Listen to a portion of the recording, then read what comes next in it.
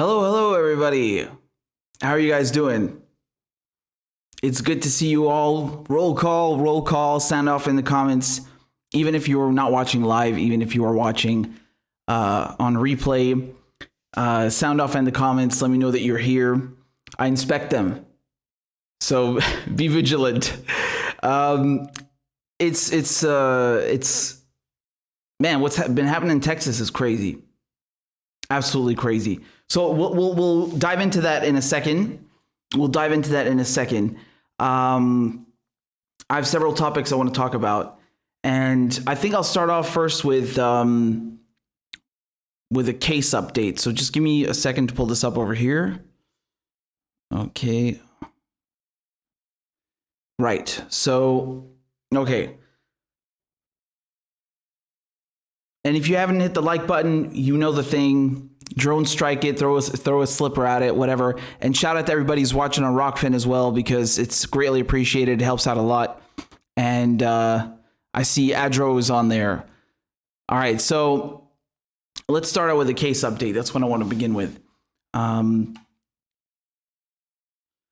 Right, so Julian Assange. There is an update with his case, his battle against extradition to the United States. So if you recall, on January 4th, we had the verdict, and Judge Baretzer, she ruled in his favor.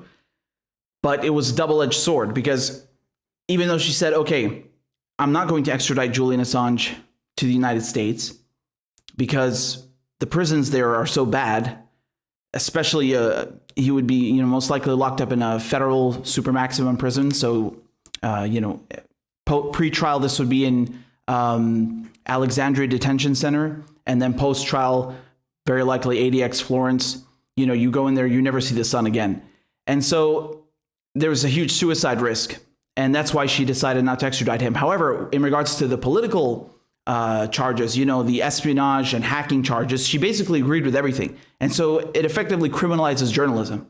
Now, the United States, they lodged an appeal. Okay, so 2 weeks ago, Friday, you had the deadline, and the Biden administration, of course, they decided to appeal the decision. So they're essentially going to continue Trump's persecution and prosecution of Julian Assange, and they're going to appeal this, right? So essentially what they're going to have to argue in the high court in the UK is that, no, look, our prisons are wonderful. Why Julian Assange would never kill himself. And whether a judge believes that or not, we'll see. Perhaps they end up making some diplomatic assurances or whatever. But, as I said before, you can go watch the interview with Neil Smeltzer, who was the special rapporteur on torture. Julian Assange, he's not going to be extradited alive. Okay. And here we have a case update. Okay. So we have a case update from Julian Assange's partner, Stella Morris. And this is the fundraising page, right? So just to briefly recap this for you, essentially, they've received an extension until March 29th. Okay. And this extension allows them to prepare arguments for the high court against this appeal by the United States. So that's one thing where they can argue that extraditing Julian Assange will be detrimental to his health. There is a huge suicide factor, suicide risk. However, on top of that, they're also contemplating lodging a cross appeal. Okay, so this is a tricky thing, because with a cross appeal, essentially what they would be doing is they would be going to the high court and saying that they're not okay with the judgment. And again, it's a double-edged sword, because the judgment is technically good for Julian because she's saying no to extradition, but it still criminalizes journalism, right? And it doesn't address those charges, the espionage charges, the hacking charges. It's just like, yeah, we're done with them. We're okay. No, it's not okay. So the cross appeal, they'd be able to appeal those political charges. But at the same time, it's risky because, if it doesn't end up going their way, I mean, and it gets overturned, it's a big problem. So, but that's not sure that they're going to cross appeal just yet. They're contemplating it, right?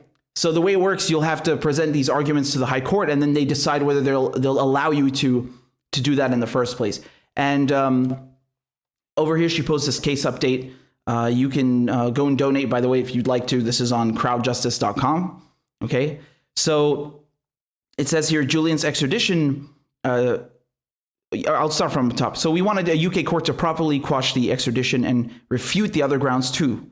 We wanted a finding that the extradition is an attempt to criminalize journalism, not just in the US, but in the UK and the rest of the world as well.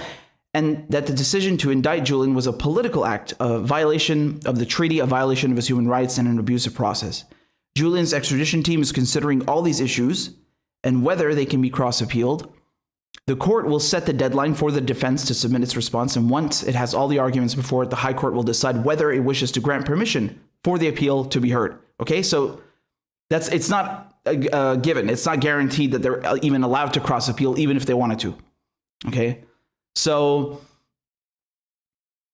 once again, just to give you an idea here of the conditions he's in, the most pressing problem for Julian is that conditions in detention continue to obstruct his ability to prepare his legal case, a case on which his life depends. He is denied proper access to his lawyers. His legal team is unable to do in-person visits because of COVID, and there are months of waiting lists for video conferencing. There are delays in legal papers reaching him, and the laptop issued by UK authorities for the court case is read-only. It has no text editing programs, and the keys are glued down to prevent him from typing. This makes it all but impossible for him to provide adequate feedback to his team with regards to the materials required for the appeals.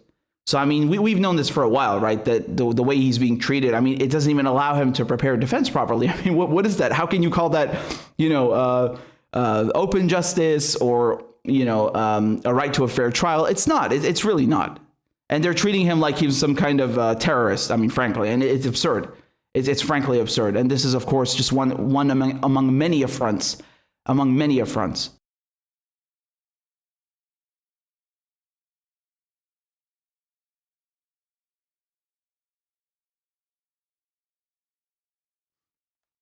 And so, just to elaborate on that in regards to the treaty, there was a great piece in Consortium News about this. And again, we've talked about this before, right? It's that the extradition treaty between the United States and the UK, it says you can't extradite someone to face a political trial, okay? And that's been the tradition in the UK, for what it's worth. Again, to call the UK justice system fair is, nonetheless, if you look at the Extradition Act, okay, so that's the implementation of the treaty into British common law. Extradition treaty between the two countries, Extradition Act is in British common law. It's missing, right? It's missing this Article 4 about being able to prevent someone from being extradited because their trial would be political. It's not there. And so, it's you have this weird thing going on here where they're trying to use this treaty between the two countries, between the US and the UK, to justify this entire extradition process, right? And yet conveniently, the Article 4 is missing. This clause, this provision is missing in the Extradition Act in British common law, right? And so the judge is acting like it doesn't exist, like it's not there. And if you go back and you listen to some of the again, this is in the piece of Consortium News, they talk about how the original intent was not to leave this out on purpose. It was sort of a given. Like they assumed that, well, given the long tradition in the UK, it wasn't necessary to actually include that in there because it's obvious that you would not extradite someone to face a political trial. Now, whether you want to believe that or not is up to you. Me personally, again, this is just my opinion, but given the time that this happened, this is 2002, 2003. This is the war on terror was just started. I think they did that on purpose. I'm pretty sure they did that on purpose because they wanted to make sure as a personal favor to the United States that the United States would be able to extradite anyone they want, right? And that's exactly what, you're seeing the effects of that, not just back then, but right now with Julian Assange. Julian Assange is just one example of that, right? He exposed that the entire war on terror, the war in Afghanistan, the war in Iraq was a farce. It's ineffective. It's killing tons of civilians. There's torture, kidnapping, rendition. And so, the extradition treaty was born during that period, and it's been used as a tool of that of this era that we're living in, right? Now, so again, I think that was on purpose. I think they're very clever. These people are not stupid, but again, that's just my opinion. Perhaps it's wrong. In any case, it's definitely interesting that they're choosing to act like that's not in there. And not to mention, you have to consider that it's just one aspect, right? It's just one aspect of many other things. The guy's been spied on, so he's not going to be. Even under U.S. law, you have a right to due process, and under the Constitution, right, and the Bill of Rights, you have. Even under U.S. law, you would have huge violations just for the fact that the prosecution would have tainted evidence that they gathered while they were spying on him. So, I mean, again, we're going to be here all night if we go into all of the abuses of process, the violation of Julian's human rights. It goes on and on and on and on. It's endless. There are so many reasons why this case is illegal. But I just wanted to give you a quick case update on that because it is interesting if they decide to cross appeal it. And we'll see what happens with that, right? So deadline will be March 29th. And, just, again, you have to keep in mind, Julian Assange, he's not serving a sentence. He's not a convicted felon. He's just in Belmarsh prison, in a maximum security prison in London, because he's a political prisoner. That's the only reason, okay?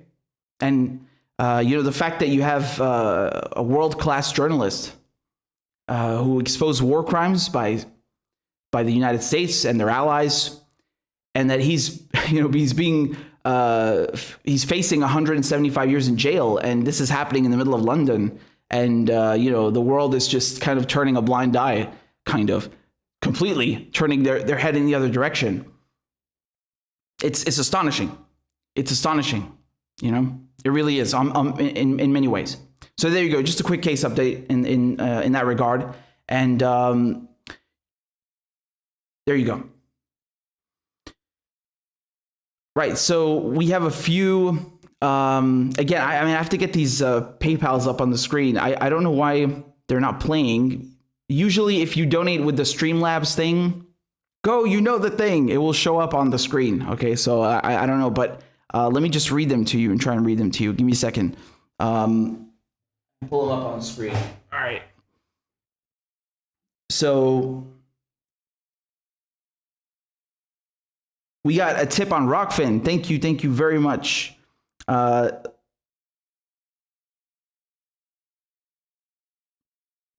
damn it, my phone is a dinosaur. Give me a second. We got a tip on Rockfin over here from Hunter. Thank you so much. Hunter says, much love to you. We got another tip over here from Hamed. There's no note attached, but I really appreciate it nonetheless.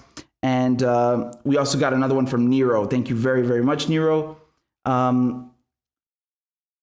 So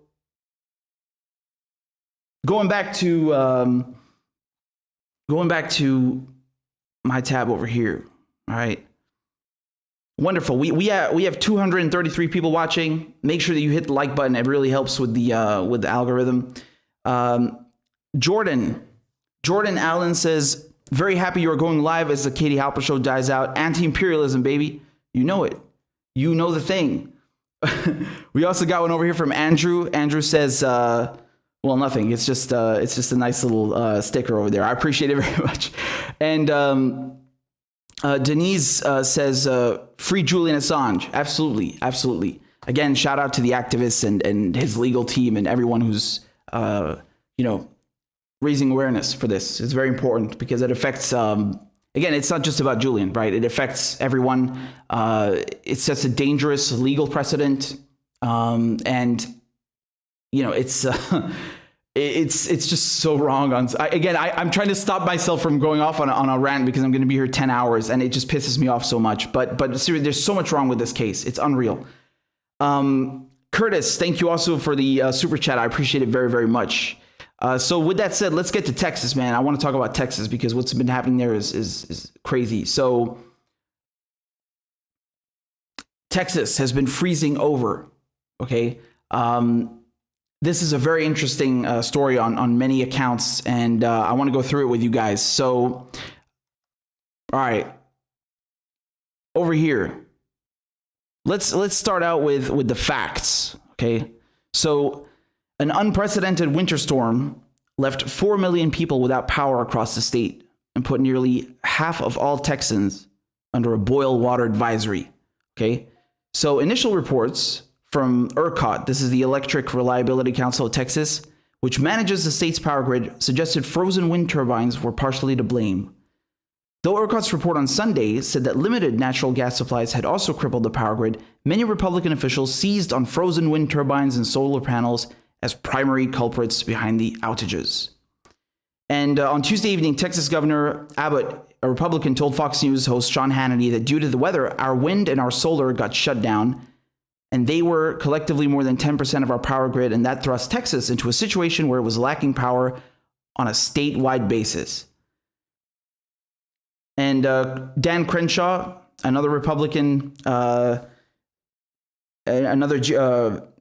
GOP congressman, said frozen wind turbines were the major reason for statewide outages. So, okay, look, I want to dispel something very quickly here.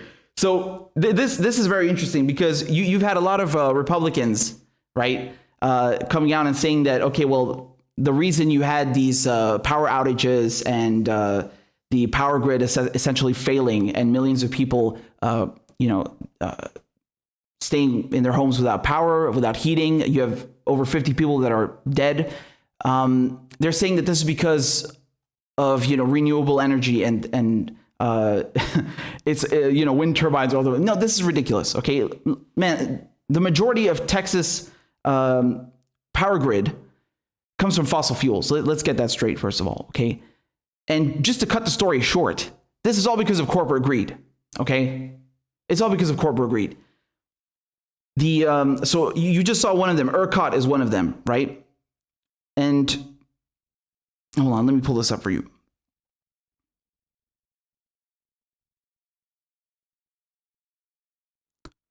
So you have two power companies in Texas that have throughout the years privatized the system, right?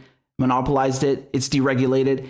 And since 2011, they were warned that, you have to winterize the system. It needs to be winterized. What does that mean? That means you have to put in protections so that if you have a storm like the one that just occurred, you're not going to end up with spikes in the power grid. You're not going to end up with people being, what's the verb I'm looking for again? Triggered off? I'm not sure if that's the correct term or verbiage, but you're not going to end up with tons of people losing power because you have put in place systems to make sure this doesn't happen. Okay. And they didn't want to do that. Why? Because they wanted to cut costs, right? I mean, the first thing that I thought of when I saw that, I thought of Grenfell Towers in the UK, right? They use these aluminium framings instead to save like 800,000 pounds in the construction of the building. And then you had a fire and, the entire apartment building caught on fire and you had dozens of people burned alive. They just died, carbon dioxide poisoning or just from the fumes and being burned. It's horrible, and they have a whole inquiry going on right now in the UK. I mean, it's just capitalist greed. That's what it comes down to. And it's horrendous. And so at the same time, just to show you what Ted Cruz has been doing, all right? Ted Cruz is going on holiday. He's going on vacation. He went to Cancun in Mexico, right? I mean, this is absurd.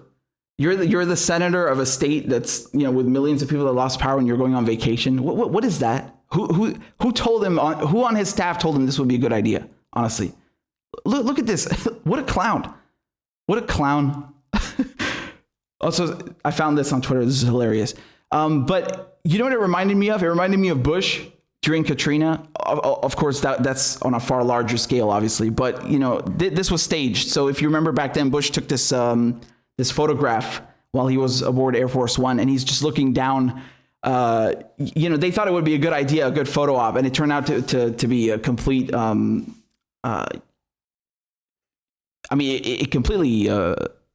was completely scandalous, right? It had the complete opposite effect. Instead of Bush looking down worried, it was like, what are you doing? To this day, people remember this picture. Like, what are you doing? Why are you up there instead just looking down on people? Like so detached and disconnected. And I think the one with Ted Cruz, it just reminded me of that very, very briefly. But, Ted Cruz then going on saying, oh, it was a mistake. It was no, it's not a mistake. A mistake is something that you don't do on purpose. He knows what he was doing. He went there on purpose. Meanwhile, millions of people in Texas have no power, have no heating, and dozens of them are dying. This guy's going on holiday. I mean, how do you justify that, honestly? How do you justify that? You can't. And if you look over here, all right, AOC, she was busy fundraising. So this is pretty admirable in some way. AOC raises nearly $5 million in Texas relief efforts. Wow. Wow, that's crazy. So AOC had amassed $4.7 million in her fundraising efforts to help Texans hard hit by last week's winter storm as of Sunday evening. That's insane, honestly. I mean, you know, that's a lot of money. That's a lot of fundraising power. She can do a lot with her platform, can't she? The New York Democrat launched her fundraiser Thursday after extreme cold weather, ice, and snow caused the power grid managed by the Electric Reliability, again, ERCOT, to fail, leading to rolling blackouts and a boil water advisory for nearly half of Texas. That's impressive, really is. Okay. And on Friday, the Congresswoman said she would fly to Houston to join Democratic Texas Representative Garcia to distribute supplies. Oh, I think Beto O'Rourke was also helping them out. While in Texas, the progressive lawmaker and other Democrats visited food distribution centers, water delivery sites, and toured the damage left behind from an unprecedented storm. Now, look, man, I want to just make something clear. I admire her efforts. I'm not knocking them. I mean, you know, that's admirable. It's very humanitarian what she's doing, yes? Why is it coming to that, though? That's what I want to understand. Why is it coming to this? Why is it coming to the point where you have to fundraise to help other people for a disaster? I mean, shouldn't the government be taking care of that? No?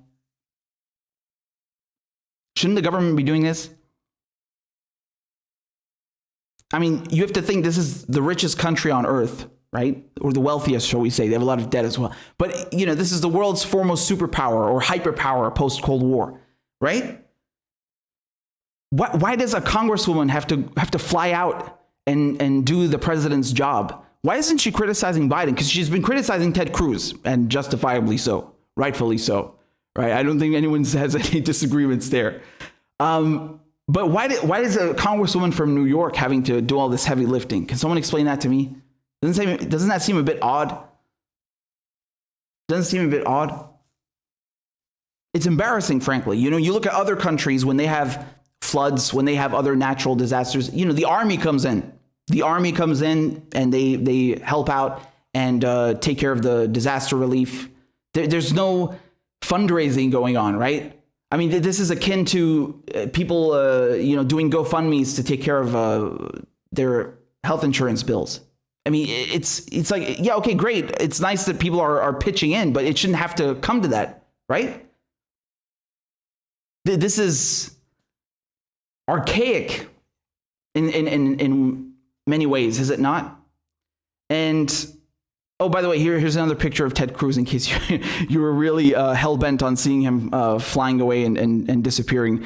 But this is weird, you know. I'm not sure people recognize that. That's not normal. Okay, so while AOC, what she's doing is great, I respect it, I admire it. I think, again, it's a testament to what she can do with her platform. She shouldn't have to, because the government should be taking care of this. Why isn't she giving any heat to Biden? Why did it take him several days to declare, a disaster, a major disaster in Texas? Isn't that weird?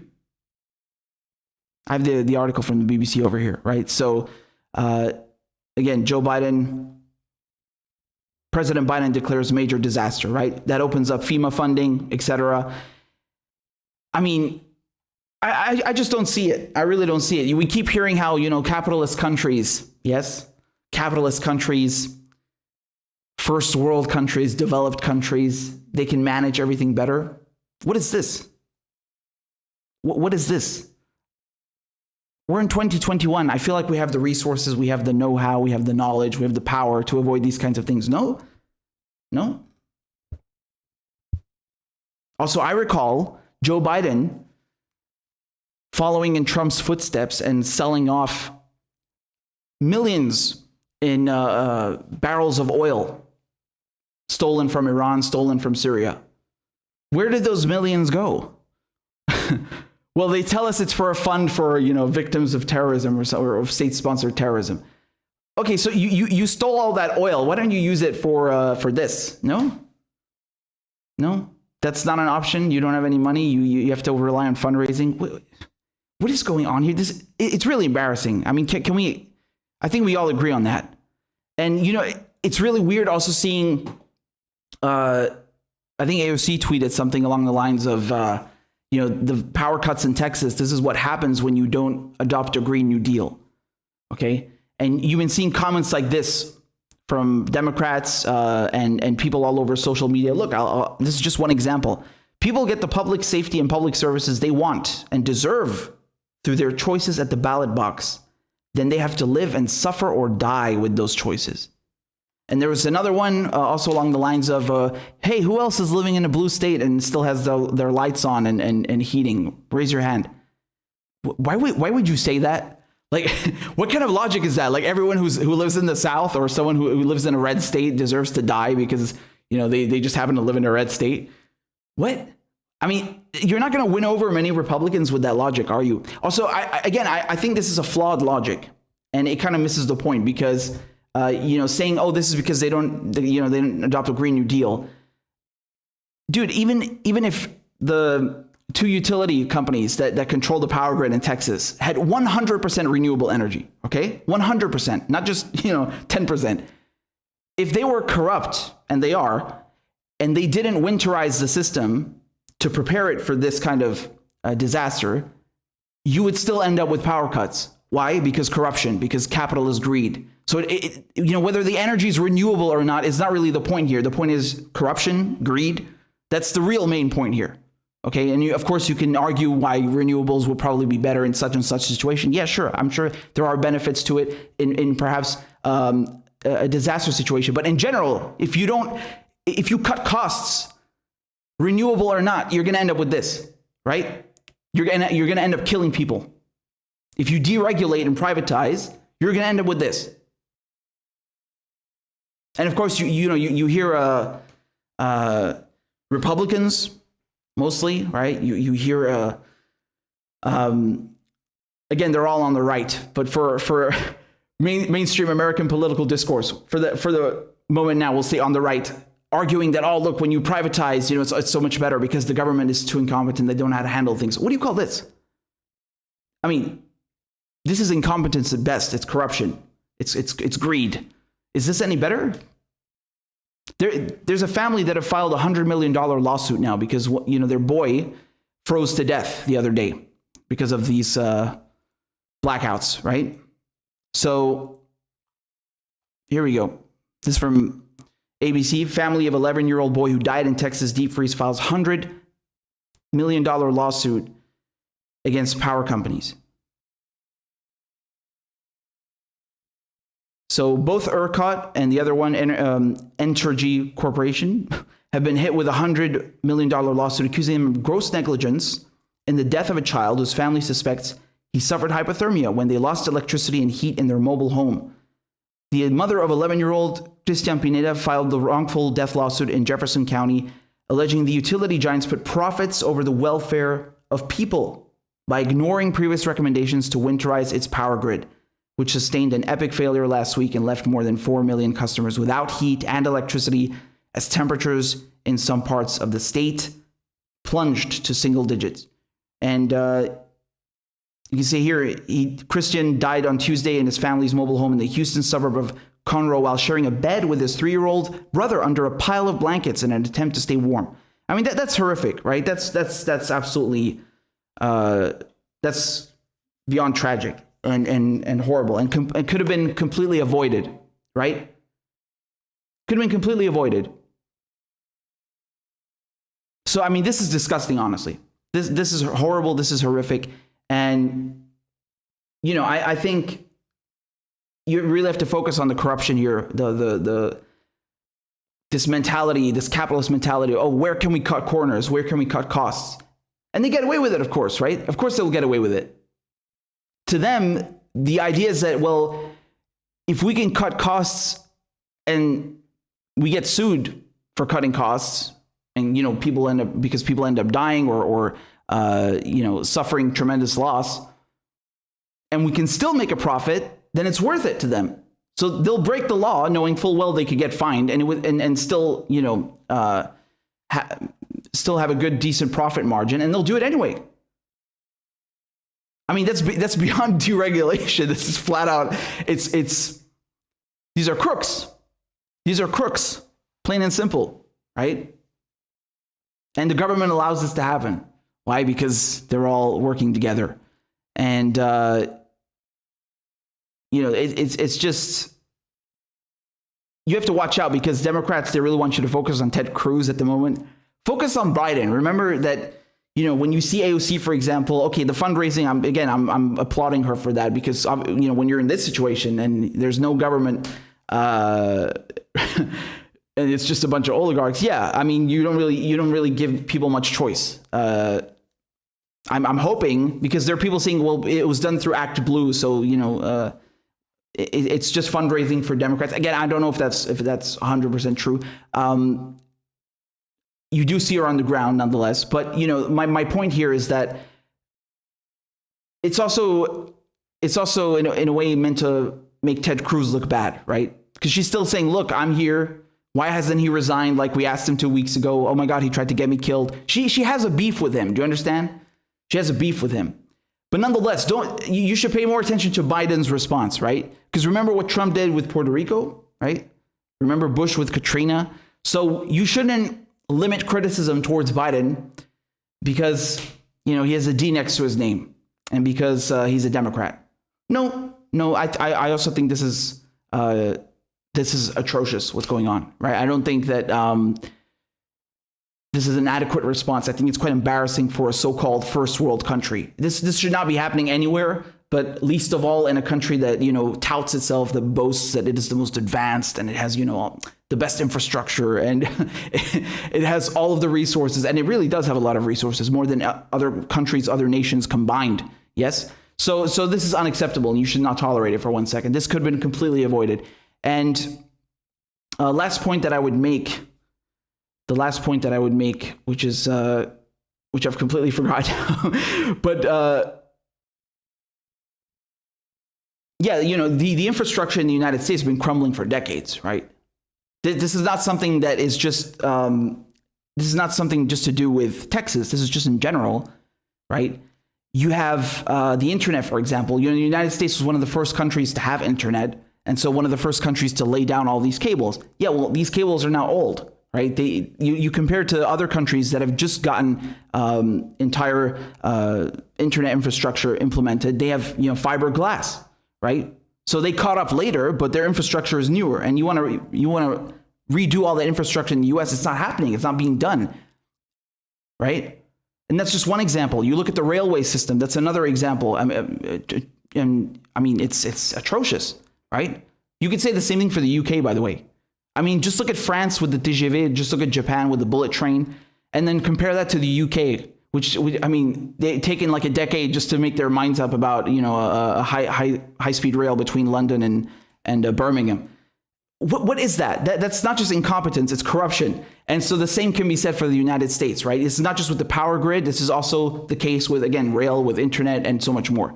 And, Bernie Sanders will always talk about our crumbling infrastructure. Yeah, we'll do something about it, right? You're going to have the Democrats now control the White House, the Senate. Let's see what they do about it. To me, this is a half-assed response to a disaster. And, if AOC was really serious, she would also be criticizing Biden, right? This is unacceptable. This is ridiculous. There you go. And, it's absurd that people have to donate to help, but that's where we're at. And the same can be said for medical bills and many other things. It's a shame that it has to come to that. But I guess it's good to know there are a lot of good people out there, at the very least. But it's a shame that, people are abandoned like that. And dozens are dying. I mean, this is just, it's unacceptable. And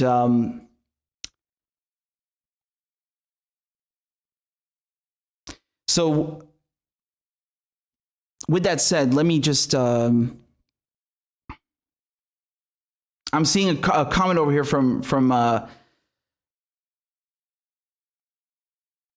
okay, let me scroll up. I'm just going to read your super chats before I get to the next segment, right? So Jordan says, I agree, free Julian Assange, and also stand against corporatist warmongers across the political board. Amen. Because they all want him dead. Yeah, absolutely. And that's actually amazing that you see that not just not just in the U.S. You know, you look at so many other countries. Even Australia acts like he doesn't exist, right? And I pointed this out the other day with Maurice Payne. You know, it's astonishing. It really is.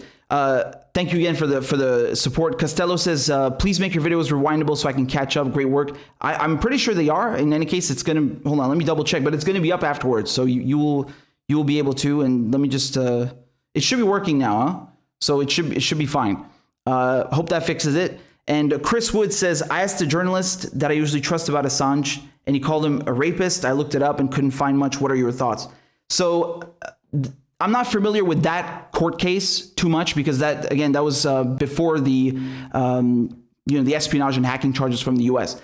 However, if you go and watch the interview I did with Neil Smeltzer, he was actually, I mean, he knows that case pretty well, and I also got my hands on some of the FOIA requests, right?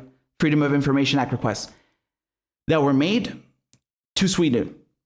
Now, it turns out that the United Kingdom was pressuring Sweden to keep that investigation open. Now, keep in mind, the women in this case in Sweden, the two women, they're not British. This didn't happen in Britain. So why would the UK be pressuring Sweden to keep a case of rape open against Julian Assange in Sweden? Isn't that weird?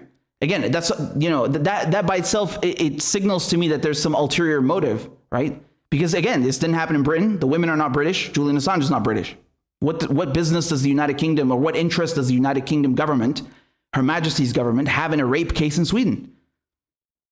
I mean, that is quite peculiar in itself. Now, there are other details that of the case that people talk about that are also a bit, unclear. I'm not an expert in that, so I'm not going to comment on that. But I'll just say one thing. Another thing, Julian Assange, he was allowed to leave Sweden. Okay, so there were never any criminal proceedings. There were never any criminal charges against Julian Assange in Sweden. The prosecutor, they basically interviewed him, and then he asked to leave Sweden, and they allowed him. They said, yeah, you can go to the UK. So why did they let him leave? If he was suspected of a crime, that makes no sense. Usually a country will not let you leave if you're suspected of a crime. And the other thing you have to consider is that Julian Assange offered to go back to Sweden and speak with the prosecutor on condition that he would not be extradited to the United States. Sweden never honored that. So you have to think about that. Why would Sweden do that? Because again, if this is a rape case that happened in Sweden, the United States has nothing to do with that, much like the United Kingdom. And Julian Assange wanted this assurance because the only reason he would ever be extradited to the US is because of his work, his journalistic work, right? Because it exposes US war crimes. And that's the only assurance he wanted, right? And the Swedish government didn't give it to him. I think they also offered the prosecutor to come to the UK to talk with him, and they declined. So there's a lot of weird things to do with that, right? In regards to, again, I'm not talking about the women and what they're claiming. I'm talking about the governments talking to each other. The UK government talking to the Swedish government. You can see that in the FOIA request. That's weird as hell. So, in other regards to this case, again, I'm not an expert, but I think there's a lot of material out there, and in any case, the charges were dropped. The investigation was opened, then closed, then reopened, then closed. So there's no investigation into Assange in Sweden. And right now he's in London, and he's in jail. He's not serving a sentence, and he's not convicted of a crime. I mean, weird, to say the least, right? The guy's in jail. So I hope that clears up some things. But again, I'm not too familiar with that case as I am with the extradition hearing and the indictment brought forward by the United States. So there you go. By the way, we have 352 people watching, but only 224 likes. So make sure you hit the like button. It helps with the algorithm. Thank you very much. And so here's we have a super chat from Denise, says, charge and incarcerate all involved in creating the Texas disaster. They should be out there suffering like everybody else. I mean, I hear you, but I think you know as well as I do that the Biden administration, no way in any case, either the administration or the judiciary or anyone is going to, actually prosecute anyone for this. We know they're going to get off scot-free. It's like I said before, these companies know well in advance that, they can get away with this legally and financially, and they do it anyway. They cut costs, even though it imperils people's lives. It's really scummy, to say the least. It really is. Colin says, it's interesting that AOC can easily fundraise for charity instead of legislate. She did the same thing after the CARES Act. She delivered food to needy families. Yeah, again, that's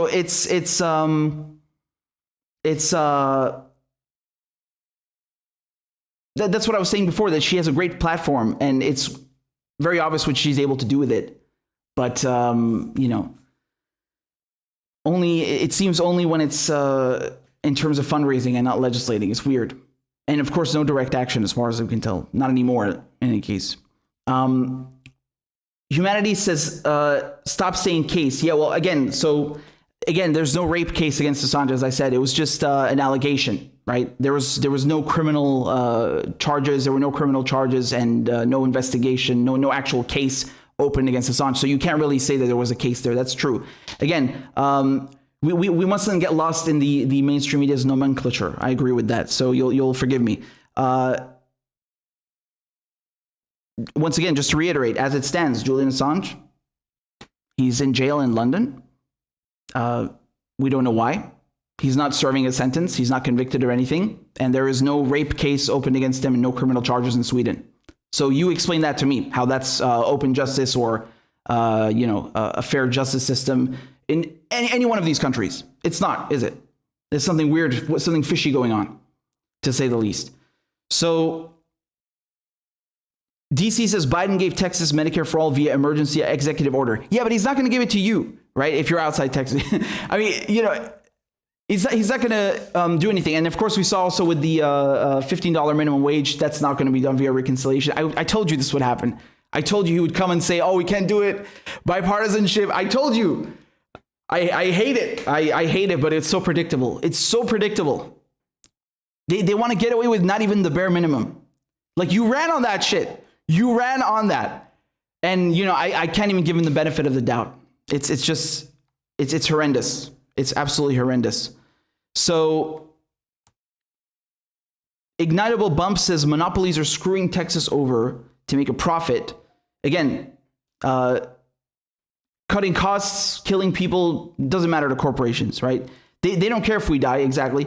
They can just bypass federal regulations while guards are blowing fans at ICE detainees. Biden doesn't care either. By the way, that's another thing that I forgot to mention, which is also worth noting. These the two utility companies that have a monopoly over the Texas grid, they've been very smart about this because they made sure that the power lines don't actually cross any state borders. So it's just inside of Texas.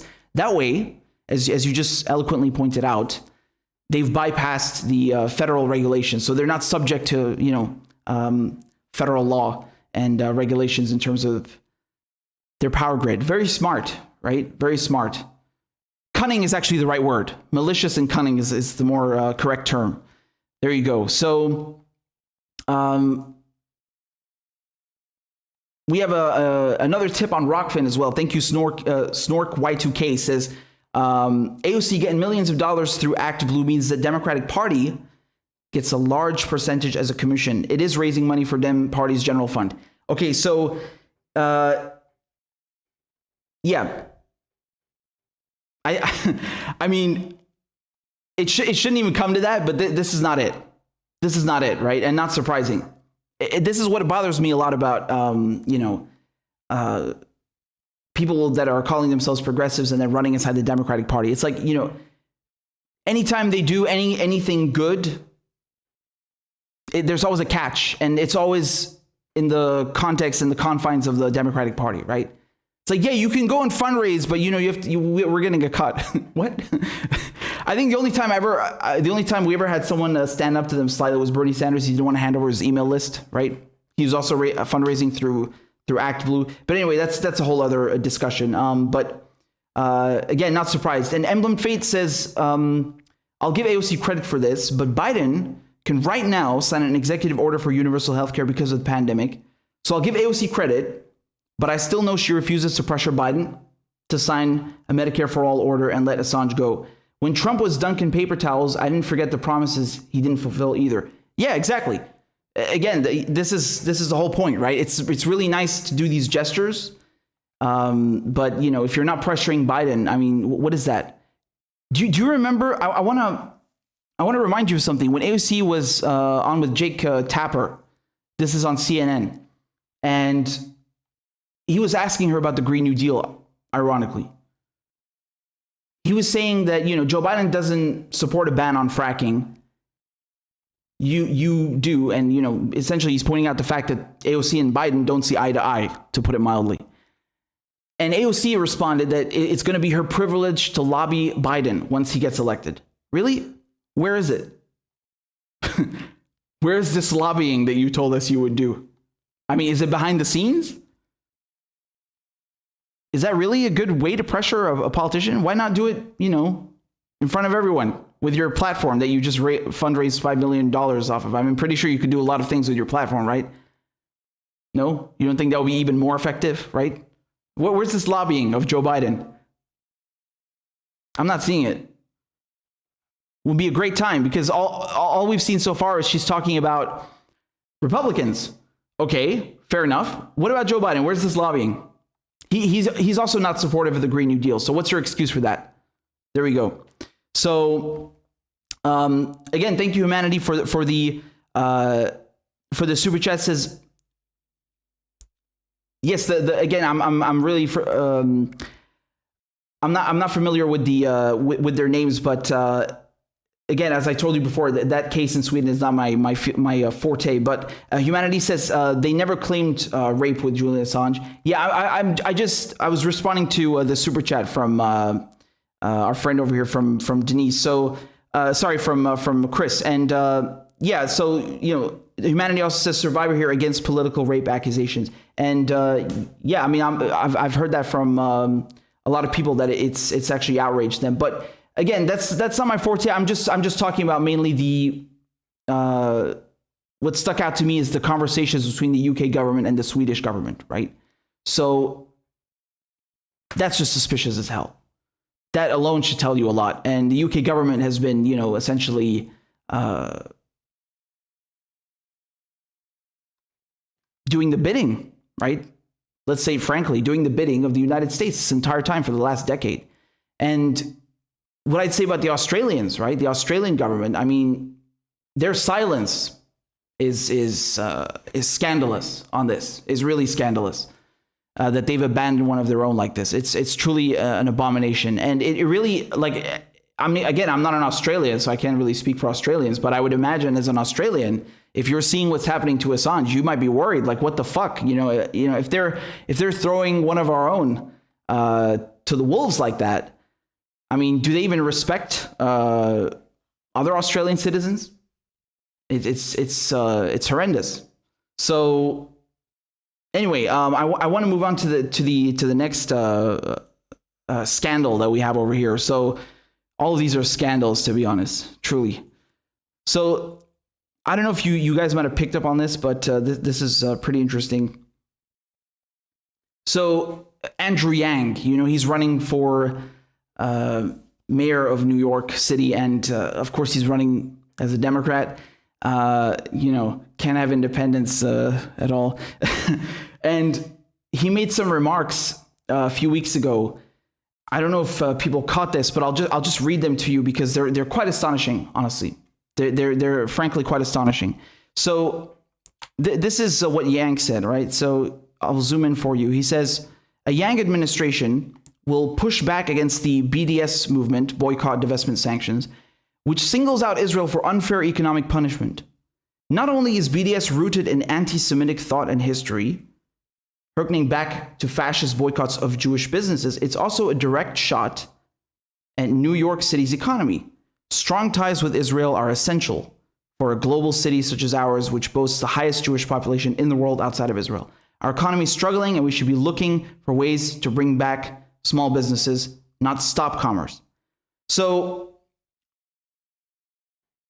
Andrew Yang, essentially over here, he's comparing the boycott, divestment, sanctions movement with Nazi boycotts of Jewish businesses, in the 1930s, right? So somebody confronted him about this, okay? Let me play you this clip.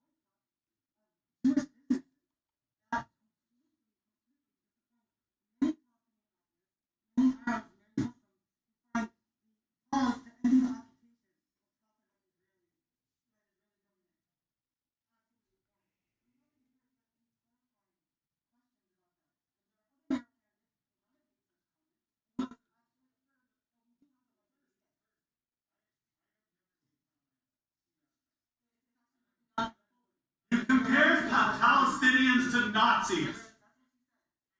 You compared Palestinians to fascists.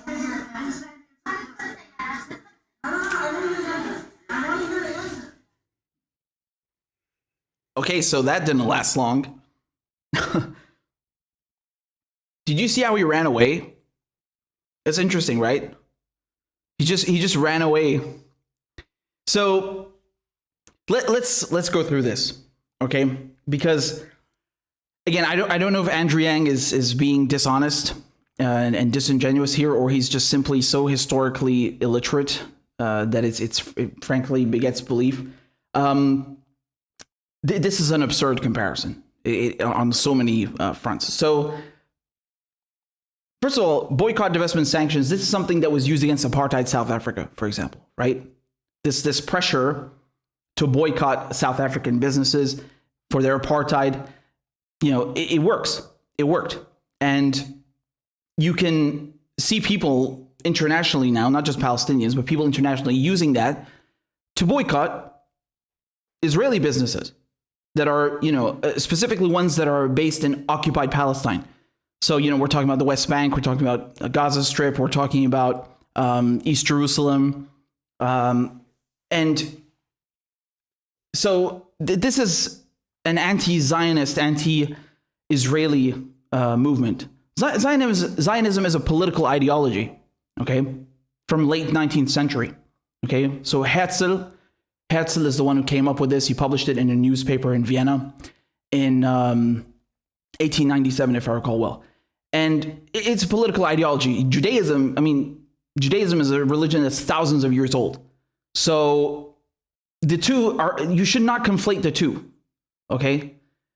Now, that's one thing, because Andrew Yang's opinion that, B.D.S is akin to Nazi boycotts. This makes sense if you believe that every Jew is a Zionist and every Zionist is a Jew. Then that makes sense. And even then it doesn't make sense, because just you look at the history of how Jews were treated in the 1930s after the Nazis took over. Jesus Christ, man, the violence, the hooliganism. You would have brown shirts, right? The Sturmabteilung. They would come and paint Stars of David on storefronts and harass people, who would harass Germans who would be going in to shop in Jewish businesses, right? They would break windows. It was literal violence, right?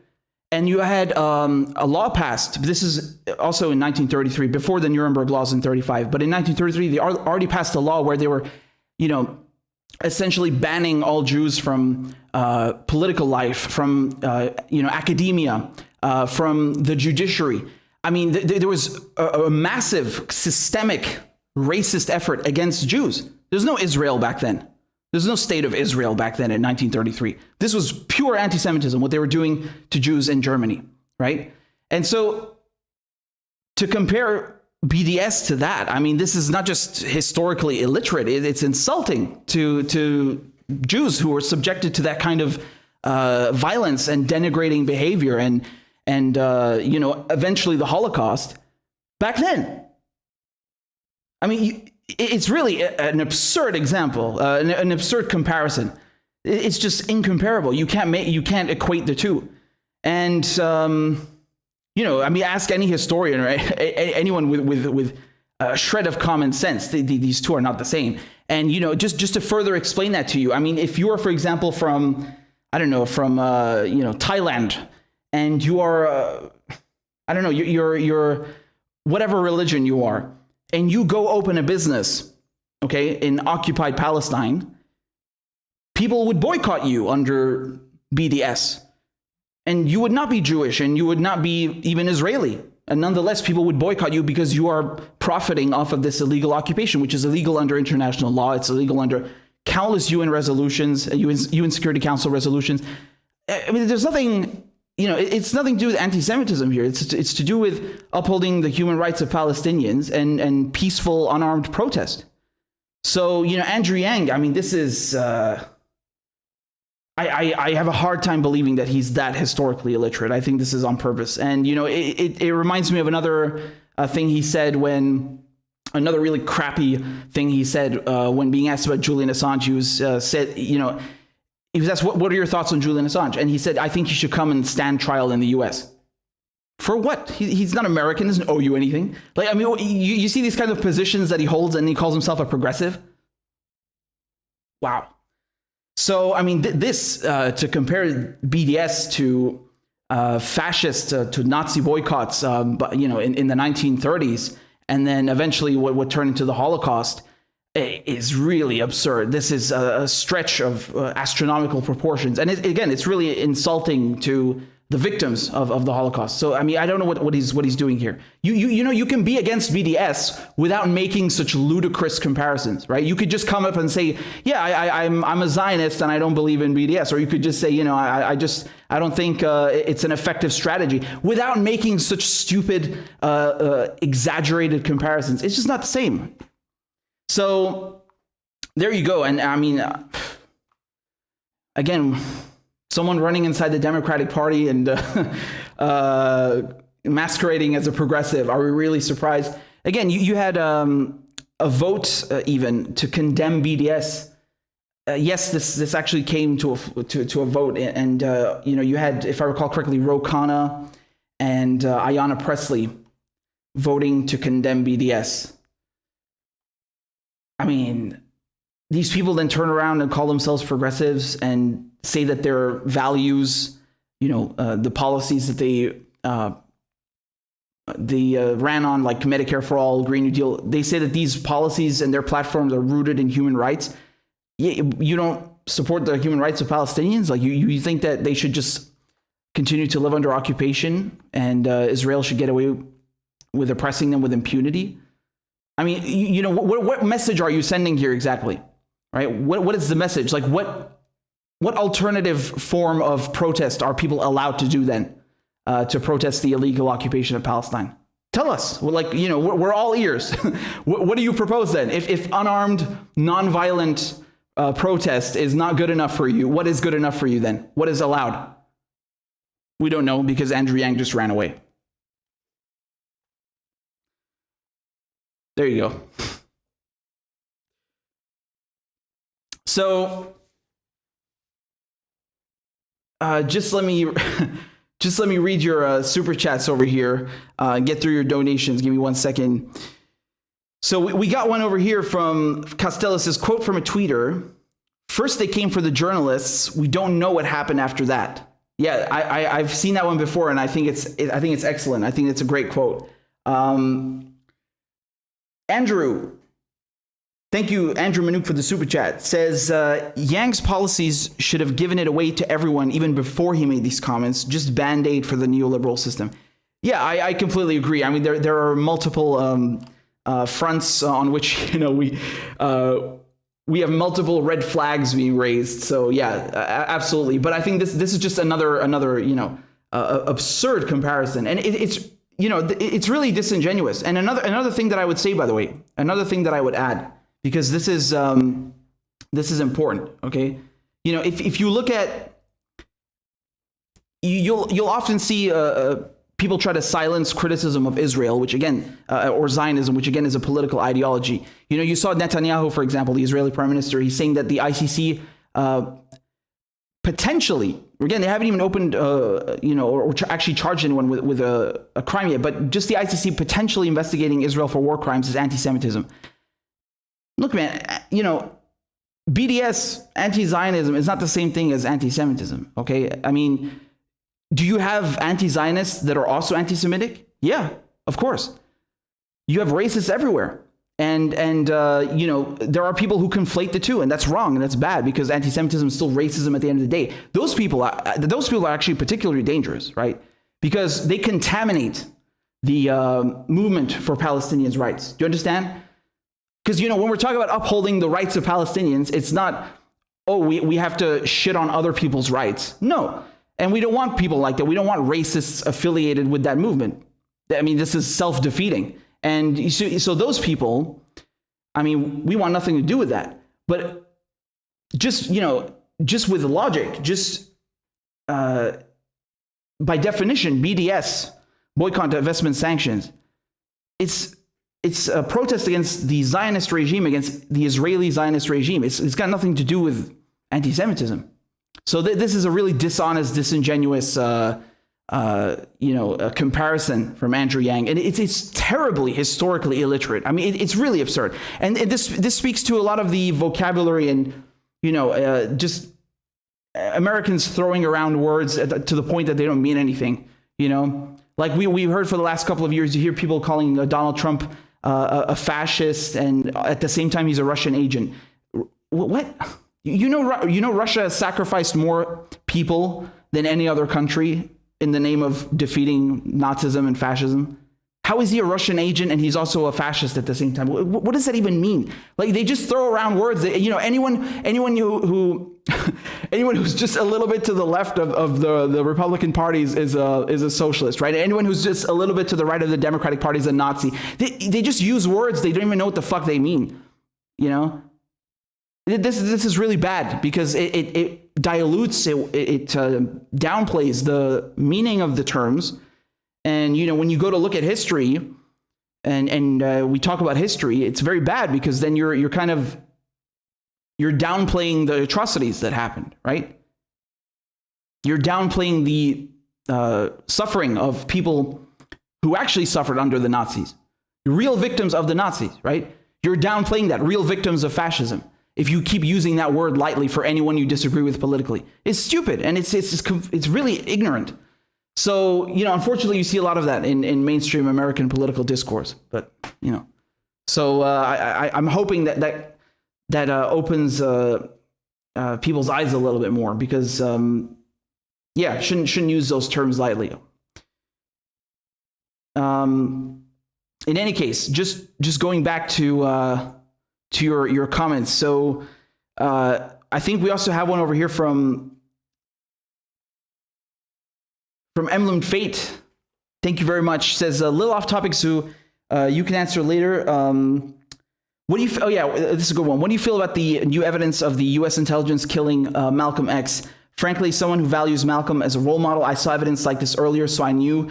But what are your thoughts? So yeah, this is in regards to the letter published by his family, of the family of one of the FBI agents, talking about how the government conspired to kill Malcolm. I mean, I'm not surprised. Again, it's like, you look at it and you're dismayed, but you're not surprised. And this is, again, every time someone who's adversarial to the U.S. regime starts getting too powerful, right? And particularly with direct action, particularly, right? So someone who's able to amass people in large crowds on the street, yeah, then they get capped. And it's people laugh it off. They think like, oh, that's just a conspiracy theory. You're exaggerating. No, of course the government didn't do it. Motherfucker. I mean, we already had a mountain of evidence, right? And this is just another, in a series of in a whole goddamn pile, right? So. I mean, I'm not surprised by it. Just as you are not surprised, I'm not surprised. And I think people really need to understand that, Uncle Sam is that fucked up. Uncle Sam is that fucked up. If you think that, you can fight for civil rights and you actually have freedom of assembly and freedom of speech, no. Those are just nice things on paper. But when you get too powerful, when you actually start, empowering people, against the government, this is what happens, unfortunately. That's the cold truth. And, I would also point to the fact that you had the Nixon administration, for example, when they were trying to, not just him, but, they tried to basically associate, anyone in the anti-war movement, right, with marijuana, and then anyone in the civil rights movement or, the black liberation movement as associated with, black tar with heroin. And so basically the point of this was to discredit them, right? It's like, oh, look, if we can paint all these anti-war people and these black liberation movement activists as junkies and, potheads, and then we can use the war on drugs to jail them, and we can attack them, and we can burst into their homes, and we can disrupt their, assemblies and gatherings and activism. And yeah, it was a very effective tool, right?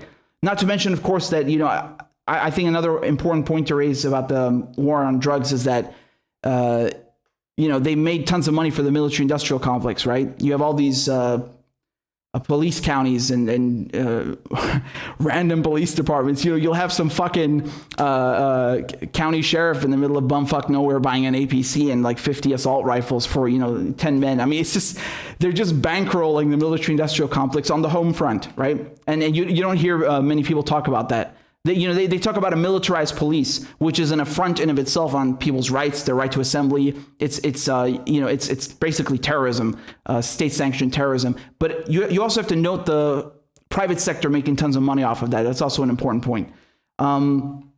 So Mona is also here, says, yeah, Yang is a fuckhead for that shit. Also, we couldn't hear the audio, Richie. I posted the link in the chat though. My apologies. I didn't know that you couldn't hear the audio. So I'll fix that afterwards. But basically, when he was confronting Yang about this, he asked him, about the comments I read to you in a few weeks ago, and he just ran away.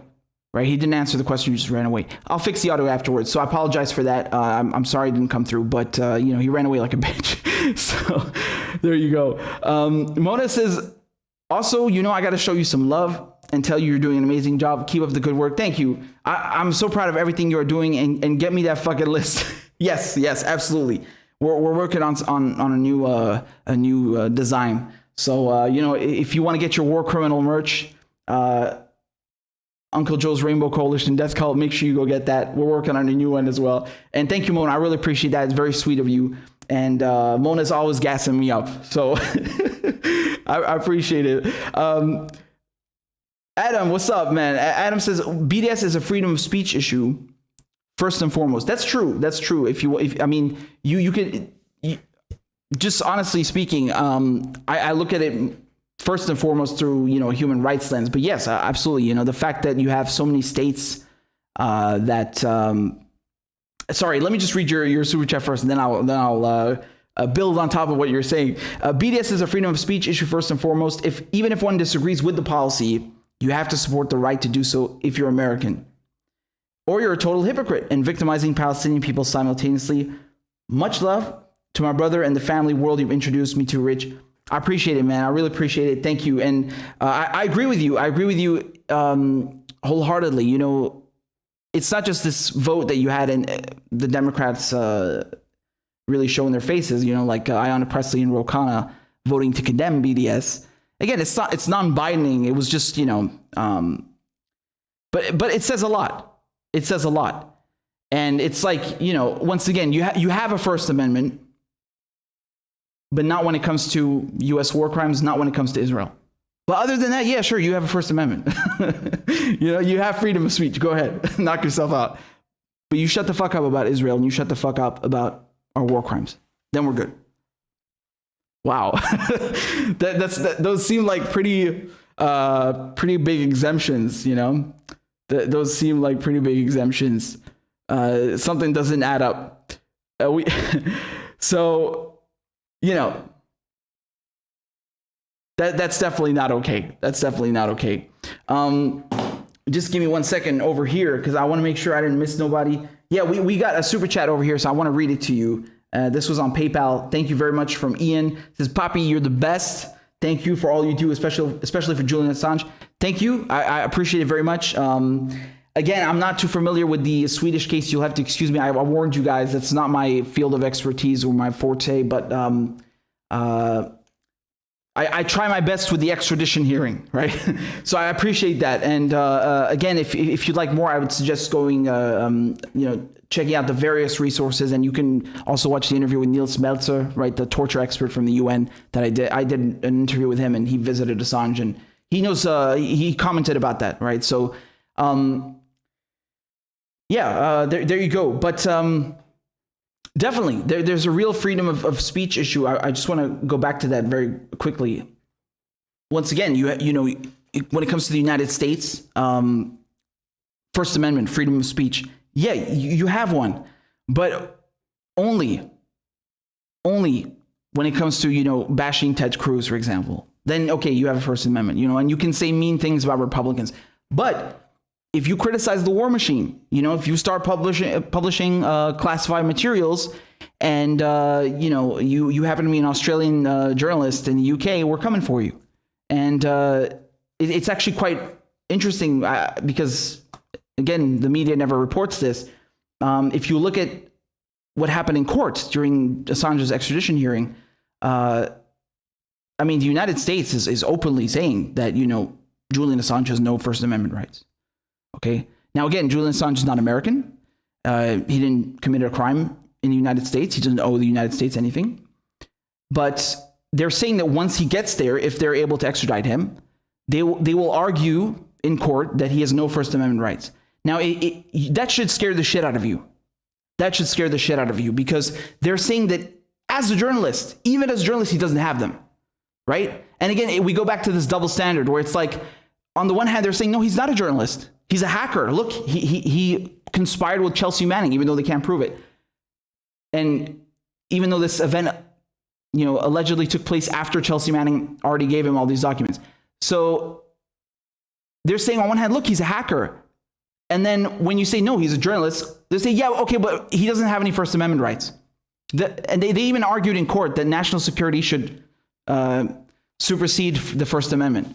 How do you feel about that? Do you hear about that in the media? Where are all these, First Amendment advocates up in arms about Julian Assange? No? No one? Weird. That's odd. And once again, of course, we go back to, what we were talking about with B.D.S. Democrats like Ro Khanna, like Ayanna Pressley, they just openly, just openly vote to condemn boycott, divestment, sanctions, right? Which, again, you could argue it's not just an affront on Palestinians' human rights, which I think is the number one issue, because, this is, whether you're on the moon or you're in another galaxy, this is about, it's not about, your country's laws, it's about what's happening to Palestinians. But again, in the U.S., you should be very concerned with that, because this essentially means that, you're not allowed to criticize or boycott Israel. And, effectively, you have several states that have passed legislation that, says you're not allowed to engage in B.D.S. And, you had a teacher, for example, she was fired over it because she refused to sign a clause, an agreement, saying that, she's agreeing never to boycott Israel. I mean, this is a tremendous assault on freedom of speech and the First Amendment, and any semblance of civil liberties and political liberties. It's really concerning. But of course, again, you're not allowed to criticize the war machine. You're not allowed to open your mouth about U.S. war crimes, about torture, about kidnapping, rendition, or you go to jail for 2 centuries. And if you criticize Israel, we'll make you lose your job. You will make sure that that's also exempt from the First Amendment, right? Again, pretty conflicting. We have an issue here, don't we? Because a lot of Americans, they think that the First Amendment is ironclad. It's infallible. It's uncorrupted. It's absolute. No, it's not. It's really not. There are certain things you cannot talk about. You just can't. Weird.